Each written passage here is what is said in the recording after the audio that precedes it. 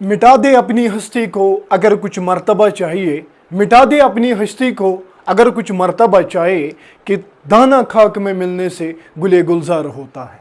Hello students, welcome to Medicus Academy. In this video, we are going to discuss about the most important topic for the NEET 2026, that is electrocardiography. If we talk about the electrocardiography, it is mentioned in the class 11th NCERT, Body Fluids and Circulation chapter. And मैं ये expect करता हूँ कि जो रिनीट होने वाला है NEET 2026 का जो रिनीट होने वाला है 21 को, तो यहाँ से आपको एक क्वेश्चन ज़रूर मिलेगा इलेक्ट्रोकार्डियोग्राफी से। तो चलिए हम सीधे स्टार्ट करते हैं इलेक्ट्रोकार्डियोग्राफी। आफ्टर 20 मिनट्स आपको ग्रिप आ जाएगा इस इलेक्ट्रोकार्डियोग्राफी पे, और जो क्वेश्चन पूछा जाएगा आपसे वो जरूर सॉल्व हो जाएगा। I hope you will concentrate on the board and आप नोट्स बनाएंगे। तो आप हेडिंग लिखिए इलेक्ट्रोकार्डियोग्राफी। अगर हम इलेक्ट्रोकार्डियोग्राफी की बात करेंगे, इलेक्ट्रोकार्डियोग्राफी इज ए टेक्निक, ये एक टेक्निक है जिससे हम डिटेक्ट करते हैं abnormalities of the heart. Heart के एबनॉर्मेलिटीज को डिटेक्ट करने के लिए ये टेक्निक है, that is called the electrocardiography. Like अगर हम बात करेंगे हाई बीपी, ठीक है, अगर हम हाई ब्लड प्रेशर देखेंगे, हाई ब्लड प्रेशर की वजह से जो हार्ट में एबनॉर्मेलिटीज या हाई ब्लड प्रेशर रहता है, तो it means that there should be the abnormality in the heart. उस एबनॉर्मेलिटी को डिटेक्ट करने के लिए ये इलेक्ट्रोकार्डियोग्राफी हम यूज करते हैं। अगर हम नेक्स्ट की बात करेंगे, दैट इज रूमेटॉइड फीवर, ठीक है, रूमेटॉइड फीवर। रूमेटॉइड फीवर की वजह से जो एबनॉर्मेलिटी आती है हार्ट में, उसको डिटेक्ट करने के लिए ये इलेक्ट्रोकार्डियोग्राफी का यूज होता है। अगर हम बात करेंगे congenital heart diseases, congenital heart diseases, congenital heart disease की वजह से जो हार्ट में एबनॉर्मेलिटी आती है उसको डिटेक्ट करने के लिए क्या इलेक्ट्रोकार्डियोग्राफी का यूज किया जाता है। ऐसे अगर हम बात करेंगे effect of certain drugs on the heart, very important topic, effects of certain drugs on heart, ठीक है, ऑन हार्ट, यानी कुछ ड्रग्स का इफेक्ट जो हार्ट पे है उस चीज को डिटेक्ट करने के लिए ये इलेक्ट्रोकार्डियोग्राफी का यूज किया जाता है। सो पहला पॉइंट मैंने यहां पे आपको बोला इलेक्ट्रोकार्डियोग्राफी। मैं इलेक्ट्रोकार्डियोग्राम की बात नहीं कर रहा हूं, मैं बात कर रहा हूं electrocardiography. Electrocardiography is a technique to detect the abnormalities of the heart, like the high blood pressure, like the rheumatoid fever, like the congenital heart diseases, like the effect of certain drugs on the heart। इनको detect करने के लिए electrocardiography का use किया जाता है। उसके बाद अगर हम बात करेंगे ईसीजी की, ECG electrocardiogram, ECG is electrocardiogram, ठीक है, कार्डियोग्राम। अगर हम इलेक्ट्रोकार्डियोग्राम की बात करेंगे, ठीक है, इलेक्ट्रोकार्डियोग्राम क्या है? ये ग्राफिक रिकॉर्ड है, it's a graphic record of the electrical activity of the heart. जो हमारा हार्ट बीट करता है ना, जो हमारा हार्ट सिस्टोल और डायस्टोल करता है ना, जो हमारा हार्ट कंट्रैक्शन और रिलैक्सेशन करता है ना, तो electrical activity, electrical signal generate हो जाती है।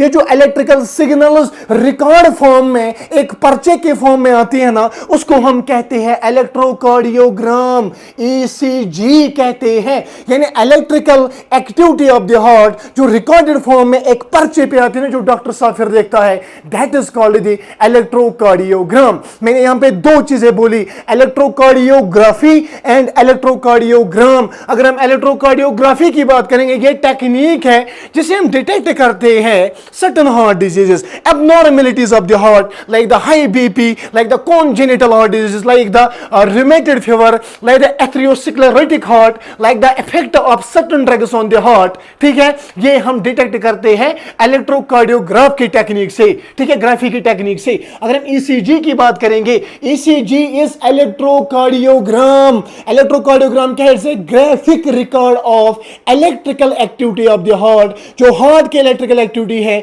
उसके ग्राफिक रिकॉर्ड को हम इलेक्ट्रोकार्डियोग्राम कहते हैं। And this is the electrocardiogram. ये ग्राफिक रिकॉर्ड है electric electrical activity of the heart. I hope कि यहां तक आपने समझा है। ठीक है, अगर हम इलेक्ट्रोकार्डियोग्राम की बात करेंगे बेटा, ये जो इलेक्ट्रोकार्डियोग्राम है ना, ये दो टाइप्स की ली जाती है, resting ECG, resting ECG, and number 2 is strain ECG। number 2 is strain ECG। very good। ऐसे ही पावरफुल या मैं कह सकता हूं आपको एक्टिवली एंटर करना होता है क्लास में, तो ECG इलेक्ट्रोकार्डियोग्राम दो टाइप्स की ली जाती है, resting ECG and strain ECG। अगर मैं रेस्टिंग ECG की बात करूंगा, ये जो रेस्टिंग ECG है ना, एक पेशेंट ले डाउन है बेड पे और ECG ली जाती है, that is called the resting ECG। Number 2 is a strain ECG। ये जो स्ट्रेन ECG होती है ना, पेशेंट को बोला जाता है कि आप विगरस एक्सरसाइज करो, हार्ड एक्सरसाइज करो। जब वो विगरस एक्सरसाइज करता है, उसके तुरंत ही ECG ली जाती है, that is called the strain ECG। यानी पेशेंट को विगरस एक्सरसाइज कराया जाता है एंड उसके बाद ECG ली जाती है, that is called the strain ECG। So electrocardiogram is a graphical record, it's a graphical record of the electrical activity of the heart, and there are two types, resting ECG and strain ECG। I hope कि यहां तक आपने समझा होगा। ठीक है, ठीक है, वीडियो को पॉज करके इतना आप लिखेंगे, अब हम आगे जाएंगे। ठीक है बेटा, वेरी गुड। इस टॉपिक में बहुत मजा है और मैं एक्सपेक्ट कर रहा हूं कि नीट 2026 की जो रिनीट होने वाला है ना, एक क्वेश्चन यहां से जरूर मिलेगा। ठीक है,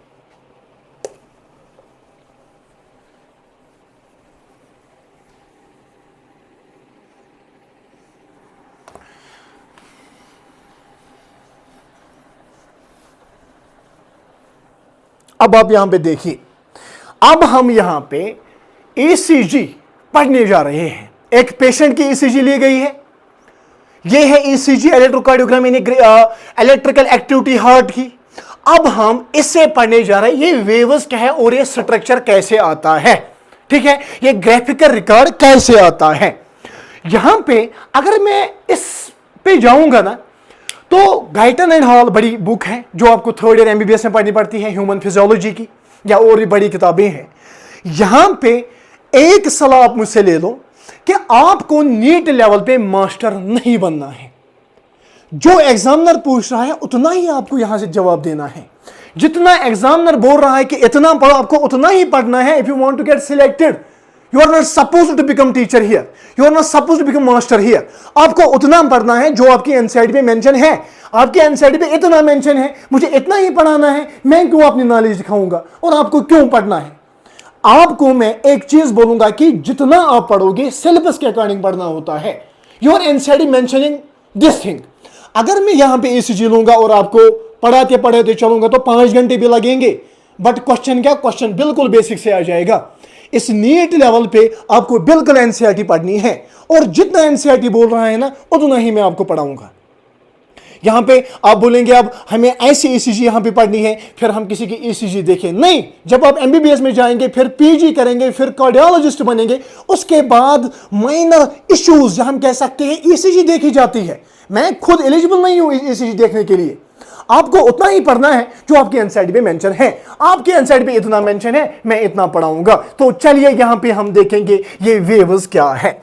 तो यहां पे आपकी एनसीईआरटी ये ग्राफ मेंशन कर रहा है। इस ग्राफ पे आपको यहां पे दिख रहा होगा दिस इज P वेव, जो ब्लैक से है ना, this is P wave and this is Q and this is QRS complex, this is QRS complex and this is T wave. ये P वेव किससे आती है, ये क्या इंडिकेट करती है, Q वेव क्या है, ये क्या इंडिकेट करता है, QRS कॉम्प्लेक्स क्या है, ये क्या इंडिकेट करता है, और ST वेव क्या है, ये क्या इंडिकेट करता है। यहां PQ इंटरवल से क्या हम पता लगा सकते हैं, ऐसे ही ST इंटरवल से हम क्या पता लगा सकते हैं, इतना आपको यहां पे जानना है। एक एक करके यहां पे हम पढ़ेंगे। तो सबसे पहले अगर हम बात करेंगे इस ब्लैक वाली जो वेव है, this is called the P wave.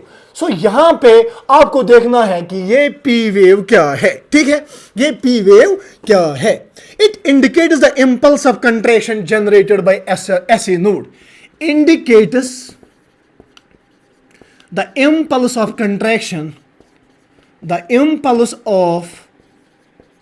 contraction generated by SA node which cause atrial depolarization, which cause atrial depolarization,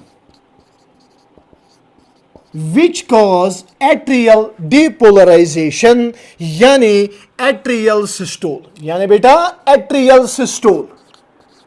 तो यहां पे आप पहले पी वेव देखेंगे। ये पी वेव कैसे आई? ये पी वेव बेटा क्या इंडिकेट कर रही है? It indicates the impulse of contraction generated by the SA node. SA node से जो एसए नोड यहां पे इंपल्स ऑफ कंट्रैक्शन जनरेट करता है, जब एसए नोड कंट्रैक्ट करता है जो वहां पे इंपल्स जनरेट हो जाता है और उसकी वजह से एट्रिया का डिपोलराइजेशन हो जाता है, यानी एट्रिया कंट्रैक्ट करता है, एट्रिया सिस्टोल करता है। That indicate the P wave, यानी पी वेव इंडिकेट करती है impulse of contraction generated bye SA node. SA node जो इंपल्स ऑफ कंट्रैक्शन जनरेट करता है जिसकी वजह से एट्रियल डीपोलराइजेशन हो जाता है, जिसकी वजह से एट्रियल सिस्टोल हो जाता है, जिसकी वजह से एट्रिया कंट्रैक्ट करते हैं। ये पी वेव बेटा इंडिकेट करती है, ठीक है, पी वेव इंडिकेट करती है। These impulses spread over both the atria, ठीक है। These impulses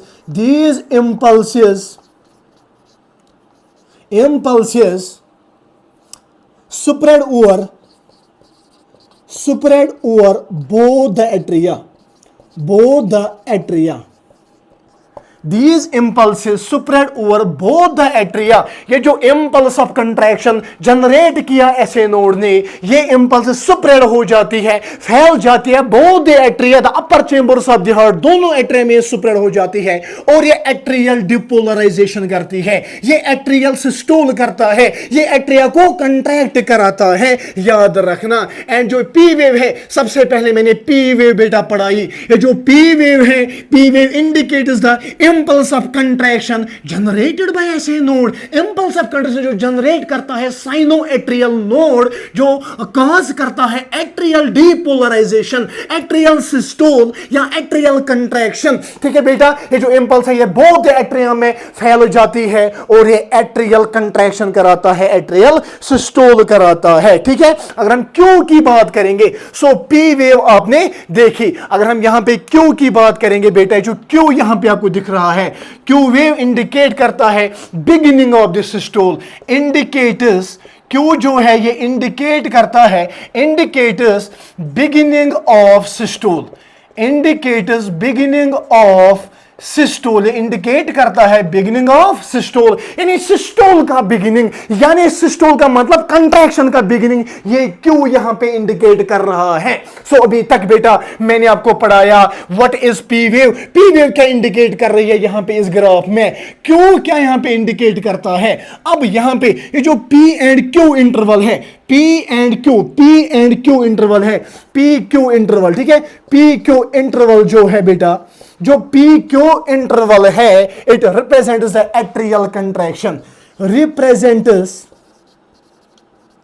the atrial contraction, the atrial contraction represents the atrial contraction, जो 0.1 सेकेंड्स में होता है बेटा। तो यहां तक मैंने आपको पढ़ाया इतना। पी वेव क्या इंडिकेट कर रही है, क्यू क्या इंडिकेट कर रहा है और पी क्यू इंटरवल क्या इंडिकेट कर रहा है। और एक बार आपके लिए मैंने बोला ये जो बेटा पी वेव है ना, पी वेव इंडिकेट करता है impulse of contraction generated bye SA node.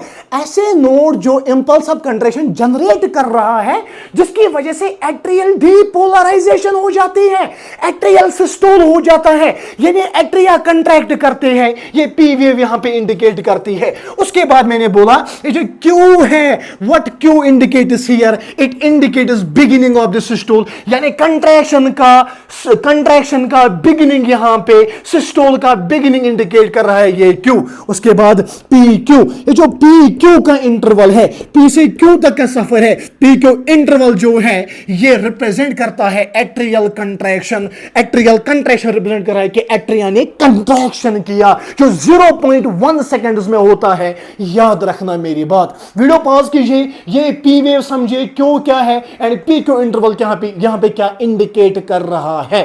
ठीक है ना बेटा, वीडियो को पॉज करके इसको लिखिए, हम अब क्यू और एस कॉम्प्लेक्स यहां पे देखेंगे। ठीक है, वेरी गुड, ऐसी एनर्जी के साथ। ठीक है,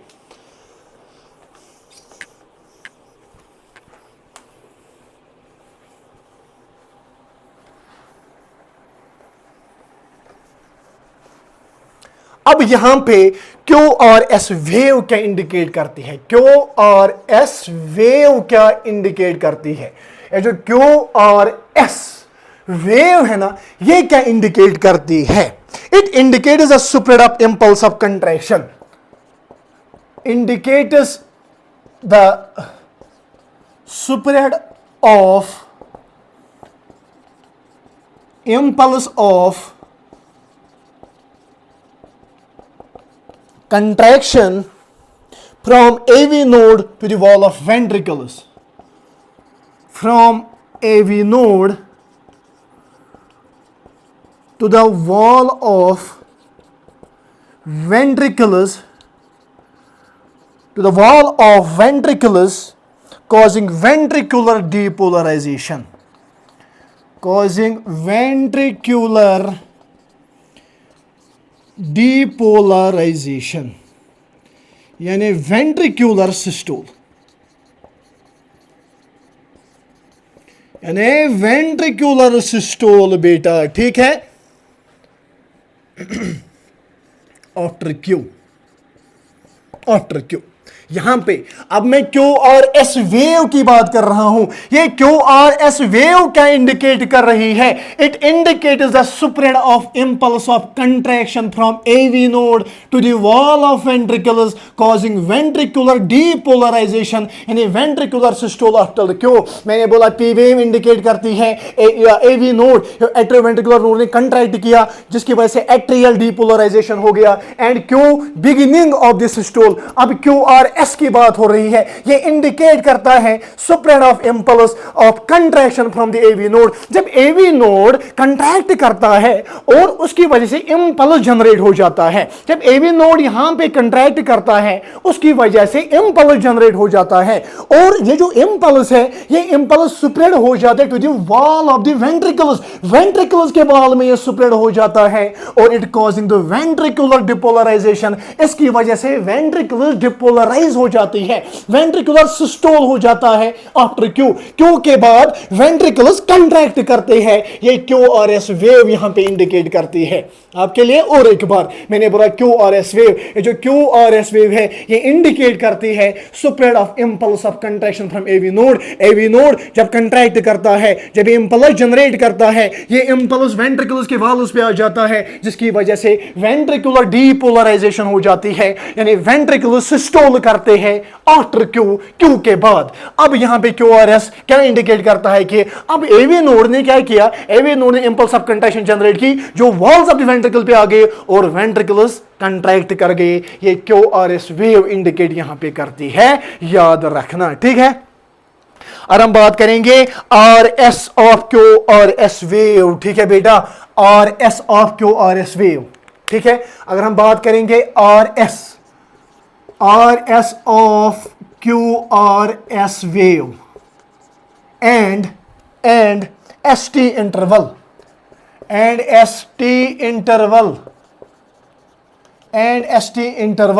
ये रिप्रेजेंट करती है, represents ventricular contraction.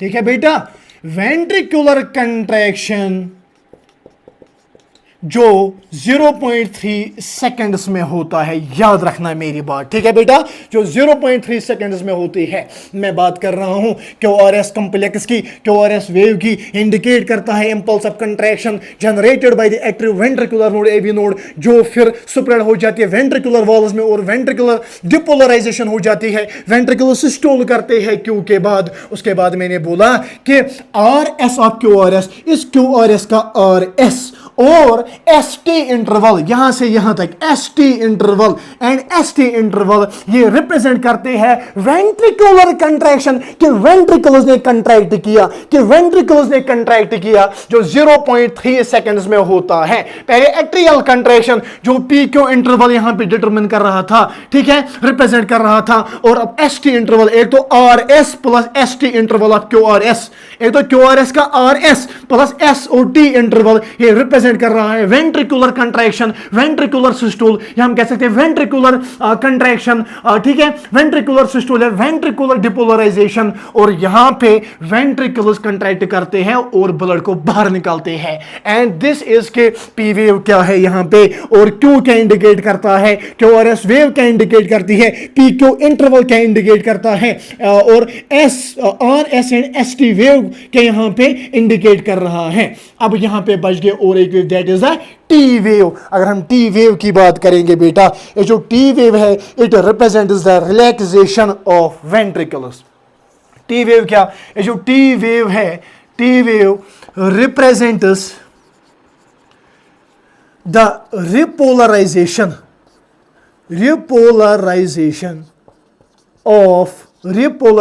Of ventricles, repolarization of ventricles. अब यहां पे ये जो टी वेव है, टी वेव रिप्रेजेंट करती है रिपोलराइजेशन ऑफ द वेंट्रिकल्स, कि वेंट्रिकल्स ने रिपोलराइज किया यानी रिलैक्स किया। ये टी वेव यहां पे इंडिकेट कर रही है, ये टी वेव बेटा यहां पे इंडिकेट कर रही है, ठीक है, टी वेव यहां पे बेटा इंडिकेट कर रही है। तो मैंने अभी तक आपको इलेक्ट्रोकार्डियोग्राम पढ़ाया, ईसीजी, हमने एक पेशेंट की ईसीजी ली, इसमें देखा पी वेव क्या इंडिकेट करता है, ठीक है, क्यू क्या यहां पे इंडिकेट करता है, क्यू आर एस कॉम्प्लेक्स है, क्यू आर एस वेव क्या इंडिकेट कर रही है, टी वेव क्या है यहां पे, या पी क्यू इंटरवल क्या इंडिकेट कर रहा है, और एस टी क्या इंडिकेट कर रहा है। ये मैंने आपके सामने रखा और आई होप कि यहां तक आपने समझा होगा। अब यहां पे और एक बार मैं बोलूंगा कि पी वेव इंडिकेट करता है कि ऐसे नोड ने क्या किया, कंट्रैक्ट किया, उसने इंपल्स ऑफ कंट्रैक्शन जनरेट की, इसकी वजह से एट्रियल डिपोलराइजेशन हो गया, एट्रियल सिस्टोल हो गया, ठीक है। अब उसके बाद मैंने बोला क्यू क्या करता है, क्यू इंडिकेट करता है बिगिनिंग ऑफ द सिस्टोल। ऐसे ही पी क्यू इंटरवल क्या रिप्रेजेंट यहां पे कर रहा है कि एट्रियल कंट्रैक्शन हो गया, जो 0.1 सेकंड्स में होता है। ऐसे ही क्यूआरएस की अगर हम बात करेंगे, क्यूआरएस वेव क्या इंडिकेट कर रही है, it indicates the spread of impulse of contraction from the AV node, AV node ने इंपल्स ऑफ कंट्रैक्शन जनरेट किया और ये स्प्रेड हो गया टू द वेंट्रिकल्स, वेंट्रिकल्स में स्प्रेड हो गया, इसकी वजह से वेंट्रिकुलर डीपोलराइजेशन हो जाती है, इसकी वजह से वेंट्रिकल्स डीपोलराइज, वेंट्रिकुलर सिस्टोल यानी वेंट्रिकल्स कंट्रैक्ट करते हैं, यानी ventricular systole after Q, Q के बाद एक क्यूआरएस वेव यहां पे इंडिकेट कर रही है। उसके बाद मैंने बोला आरएस ऑफ द क्यूआरएस, इस क्यूआरएस वेव का आरएस प्लस टी वेव, ठीक है, S T interval, S T not T wave, S T interval, ये रिप्रेजेंट करते हैं वेंट्रिकुलर कंट्रैक्शन, यानी वेंट्रिकल्स ने कंट्रैक्ट किया, जो 0.3 सेकंड्स में होता है। उसके बाद मैंने बोला टी वेव क्या इंडिकेट करती है, टी वेव इंडिकेट करती है, रिप्रेजेंट करती है रिपोलराइजेशन ऑफ द वेंट्रिकल्स, यानी वेंट्रिकल्स ने रिपोलराइज किया। रिपोलराइज बोले तो इन्होंने अब कंट्रैक्शन के बाद रिलैक्स किया, ठीक है बेटा, यहां तक मैंने आपको पढ़ाया। आई होप कि यहां तक आपने समझा होगा, ठीक है। वीडियो को पॉज करके इसको आप पहले लिखिए, ये ग्राफ बिल्कुल ऐसे ही बनाना, बिल्कुल क्वेश्चन भी आपको इसी फॉर्म में मिलेगा, ठीक है बेटा, ठीक है। चलिए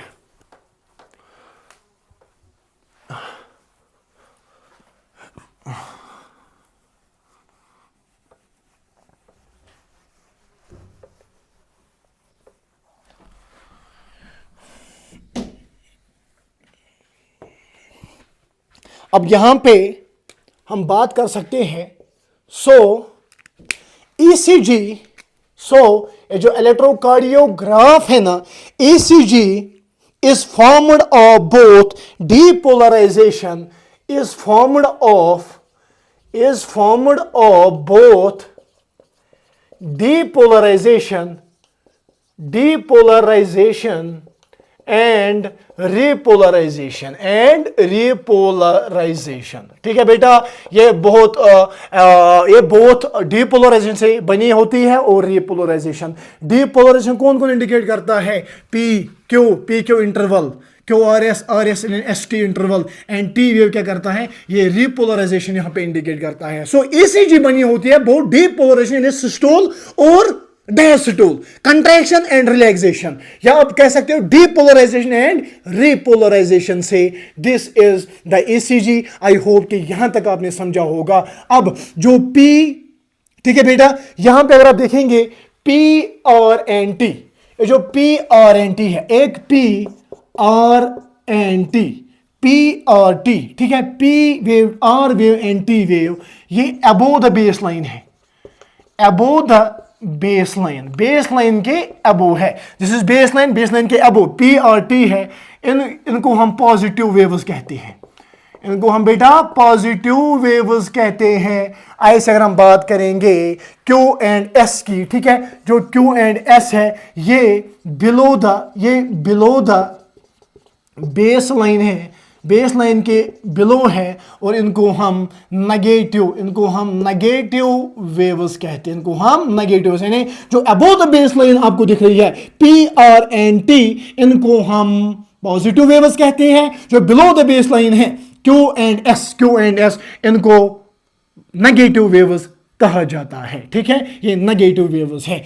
आई होप कि यहां तक आपने समझा होगा। मैंने कोई चीज छोड़ी नहीं इसमें, और बिल्कुल 20 मिनट में आपको मैंने ये पढ़ाया। अगर आप ध्यान रखेंगे ना, एक बार ही आपको ब्रेन में सेट हो जाएगा और क्वेश्चन गलत होने की प्रोबेबिलिटी ही नहीं है। मैं यहां पे चैलेंज करता हूं कि पूरे यूट्यूब पे हर कोई थ्योरेटिकल यहां पे पढ़ाता है। मैंने एक ग्राफ ले, इसी ग्राफ में आपको पढ़ाया। अब सब्सक्राइब तो बनता है ना मेरे चैनल को, कम से कम शेयर तो कीजिए, ठीक है। मैं तो मेहनत करता हूं, इस बंद कमरे में खुद से वीडियो बनाता हूं, खुद से एडिट करने पड़ते हैं, इंटरनेट के लिए किसी दूसरी जगह जाना पड़ता है, ठीक है बेटा। तो यहां तक आई होप कि आपने समझा होगा, ठीक है। अब यहां पे एक इंपॉर्टेंट चीज है जो आपकी एनसीईआरटी मेंशन नहीं करती है। आप बोलेंगे सर आपने पहले बोला कि उतना ही पढ़ना है जो एनसीईआरटी में मेंशन है, बट एनसीईआरटी जो है ना, ये एक आई कैन से कि जो बड़े बड़े प्रोफेसर्स होते हैं ना, उन्होंने ये एनसीईआरटी बनाई है। एक एक लाइन में बहुत नॉलेज छुपी है। नीट 2016 में डिफेक्ट्स पे एक क्वेश्चन आया है। अगर हम यहां पे 5 मिनट में कुछ डिफेक्ट्स पढ़ेंगे ना, और उसकी वजह से ग्राफ में कौन सी चेंजेस आ जाते हैं, जिसको एक फिजिशियन, एक कार्डियोलॉजिस्ट देखता है और फिर इलाज करता है। कल को आप भी कार्डियोलॉजिस्ट होंगे, आप भी जनरल फिजिशियन एक्सपीरियंस्ड होंगे, उस वक्त आपको ग्राफ आ जाएगा। ये ग्राफ आपको पता है पी वेव क्या इंडिकेट करते हैं, QRS क्या, S, ठीक है, T क्या करता है।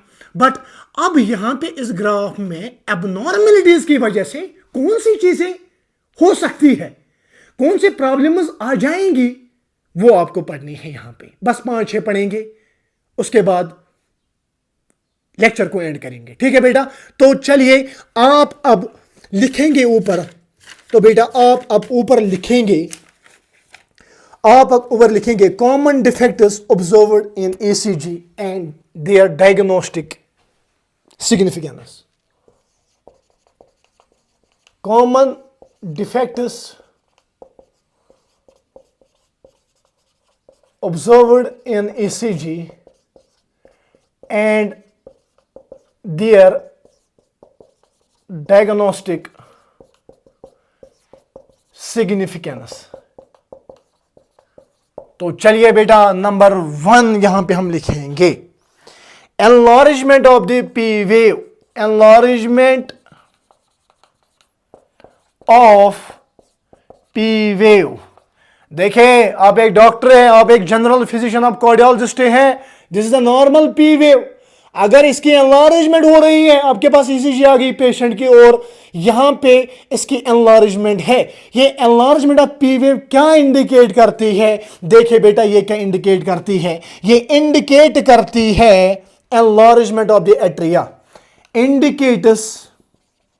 Indicates enlargement of atria, atria में एनलार्जमेंट है कि अगर आपके सामने पी वेव, किसी पेशेंट की पी वेव यहां पे क्या है, किसी पेशेंट की ईसीजी ली गई है और पी वेव क्या एनलार्ज कर रही है, इट इंडिकेट्स के एट्रिया का एनलार्जमेंट है, एट्रिया का एनलार्जमेंट है। नंबर 2 डिफेक्ट अगर हम यहां पे देखेंगे, दैट इज पीक्यू इंटरवल लेंथनेस,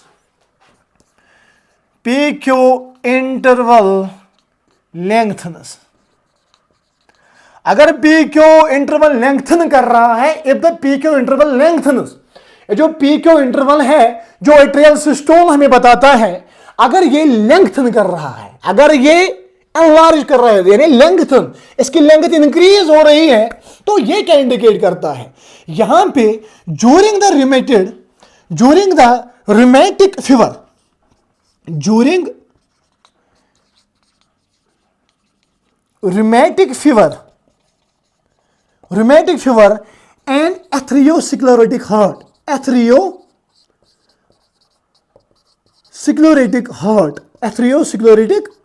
ठीक है, due to inflammation of atria and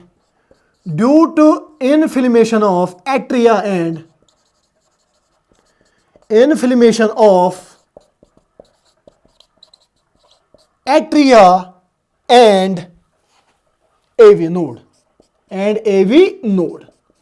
अब यहां पे दूसरा डिफेक्ट हम देख रहे हैं, अगर अब PQ इंटरवल लेंथन कर रहा है, अगर इसकी लेंथ इंक्रीज हो रही है, तो रूमेटिक फीवर और एथेरोस्क्लेरोटिक हार्ट के दौरान इन्फ्लेमेशन हो गई है एट्रिया की और AV नोड की, एट्रियोवेंट्रिकुलर नोड की। आप बोलेंगे sir what is rheumatic fever? Rheumatic fever एक थ्रोट डिजीज है, थ्रोट इन्फेक्शन है, थ्रोट का इन्फेक्शन हो जाता है, जो यहां पे इन्फेक्शन हो जाता है due to this streptococcus bacteria, streptococcus bacteria की वजह से ये थ्रोट इन्फेक्टेड हो जाता है, इसमें इन्फेक्शन हो जाता है। अब इसमें इन्फेक्शन हो गया, इसकी वजह से जो कोरोनरी आर्टरीज होती है और जो हार्ट की मसल्स है वो डैमेज हो जाती है, that is called the rheumatic fever. And atherosclerotic heart क्या है कि जब कोरोनरी आर्टरीज के अंदर फैट डिपॉजिट्स बनेंगे, जब कोरोनरी आर्टरीज के अंदर प्लेग्स बन जाएंगे, यानी फैट के डिपॉजिट्स बन जाएंगे, इसकी वजह से ये जो कोरोनरी आर्टरी का ल्यूमेन होता है ना, ये नैरो हो जाएगा। जब ये नैरो हो जाएगा तो inadequate supply of the oxygen to the heart muscles में inadequate supply of the oxygen पहुंच जाएगी, जिसकी वजह से एट्रियम में इन्फ्लेमेशन यानी एट्रियम में सूजन हो जाती है और एवी नोड में इन्फ्लेमेशन हो जाती है, ठीक है, एवी नोड में इन्फ्लेमेशन हो जाती है और उसकी वजह से पीक्यू इंटरवल लेंथन कर रहा है, इसकी लेंथ इंक्रीज हो जाती है। हो गए 2 डिफेक्ट। एंड नंबर 3, अगर यहां पे एसटी सेगमेंट एलिवेट कर रहा है, अगर एसटी सेगमेंट एलिवेट कर रहा है, ठीक है बेटा, ये जो एसटी सेगमेंट है अगर ये ज्यादा एलिवेट कर रहा है, ऊपर जा रहा है, तो ये इंडिकेट करता है मायोकार्डियल इंफॉक्शन, ठीक है, ये इंडिकेट करता है मायोकार्डियल इंफॉक्शन, INFRACTION, मायोकार्डियल इंफॉक्शन, बोले तो हार्ट अटैक, बोले तो बेटा हार्ट अटैक। अब अगर एसटी सेगमेंट, ये जो एसटी सेगमेंट है अगर एलिवेट कर रहा है, तो that means there is a myocardial infarction, यानी वहां पे हार्ट अटैक हो गया है, ठीक है बेटा, हार्ट अटैक, ठीक है बेटा।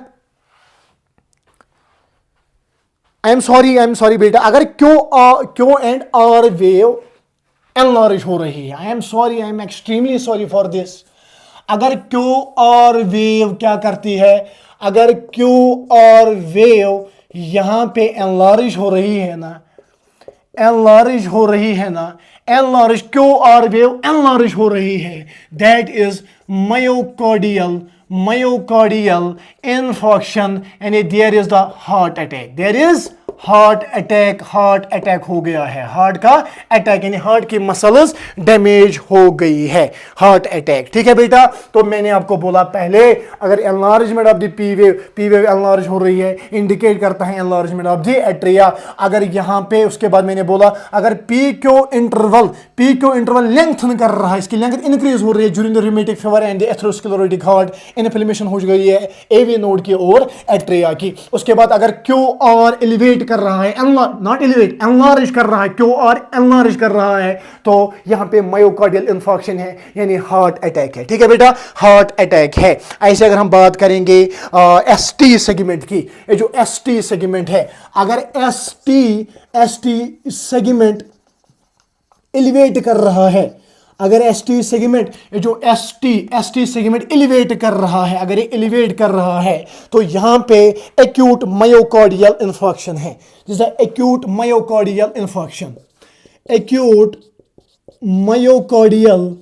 एक्यूट मायोकार्डियल इंफार्क्शन यानी सडन हार्ट अटैक। ठीक है बेटा, एक्यूट मायोकार्डियल इंफार्क्शन यानी सडन हार्ट अटैक है। ठीक है, अगर एसटी यहां पे एलिवेट कर रहा है तो यहां पे इसका मतलब है कि एक्यूट मायोकार्डियल इंफार्क्शन है यानी सडन हार्ट अटैक है। ठीक है बेटा, सडन हार्ट अटैक है।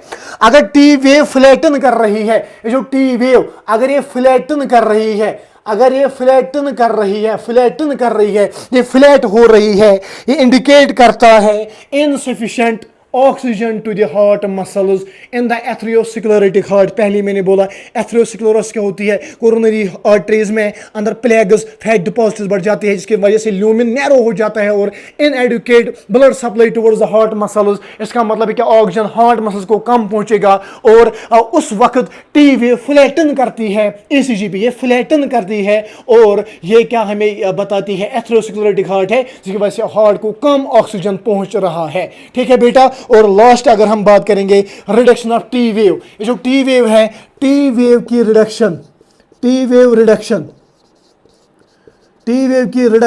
जो टी वेव अगर इतनी है, अगर ये रिड्यूस कर रही है, अगर टी वेव की रिडक्शन है, that means there is a coronary ischemia, coronary ischemia, CORONARY, coronary ischaemia.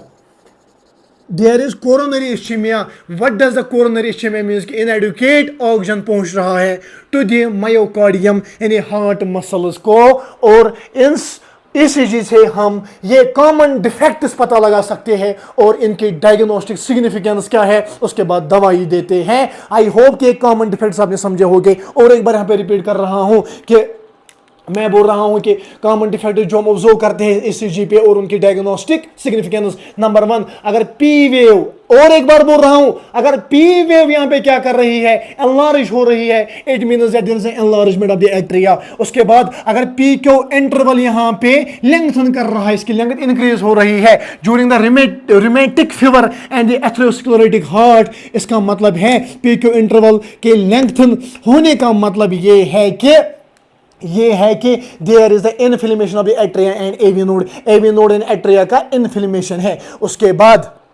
उसके बाद मैंने बोला अगर क्यू आर वेव एनलार्ज हो रही है, there is a myocardial infarction यानी there is a heart attack. उसके बाद मैंने बोला अगर एसटी सेगमेंट एलिवेट कर रहा